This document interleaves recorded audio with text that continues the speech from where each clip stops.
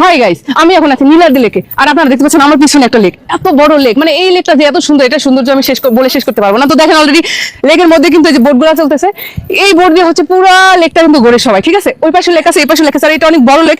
আমরা কিন্তু সবসময় এসে কি করি, আমরা ওই যে ওই সাইডের পাহাড়ে দাঁড়াই, ওইখানে দাঁড়াই আমরা লেক এনজয় করি এবং ওই পাশে কিন্তু ছবি তুলি, ভিডিও করি। কিন্তু আমরা কখনো এই পাহাড়ে আসি না, খুব কম সংখ্যক মানুষ আসে। কিন্তু এখন এই পাহাড়ে কিন্তু এখন অনেক মানুষ আসতেছে। তো যারা আপনারা হচ্ছে নীলাদ্রি লেকে ঘুরতে আসবেন, টাঙ্গুয়ার হয়, তারা কিন্তু অবশ্যই এই পাহাড়টায় আসবেন। এই পাহাড়টা আসতে বেশি সমস্যা হয় না, ওই সাইডে রাস্তা আছে, রাস্তা দিয়ে ঘুরে এই পাহাড়ে কিন্তু চলে আসতে পারবেন। আপনারা কিন্তু সবাই দেখতে পাচ্ছেন এখানে একটা বড় লেক আছে, যেখান থেকে আপনারা বোট পাড়া করে নিয়ে কিন্তু আপনারা চারদিকে ঘুরতে পারবেন, ঠিক আছে? আর আমার পিছনে দেখেন ওই যে এদিকে এসো। আমার পিছনে হচ্ছে এইটা পাহাড়ের উপরের একটা জায়গা, এত সুন্দর। এখানে অনেক মানুষ ভিডিও করতেছে, ছবি তুলছে। তারা ওই পাশে হচ্ছে তোমার ইন্ডিয়ান পাহাড়, যেখানে হচ্ছে একদমই যাওয়া নিষেধ। ডোন্ট মিস্টেক, ওকে? ওখানে কিন্তু যাওয়া যাবে না, তাহলে কিন্তু বিলিসেফ, ঠিক আছে? ওকে, ওইদিকে কিন্তু যাওয়া যাবে না, ওটা পুরাই নিষেধ, একদমই নিষেধ।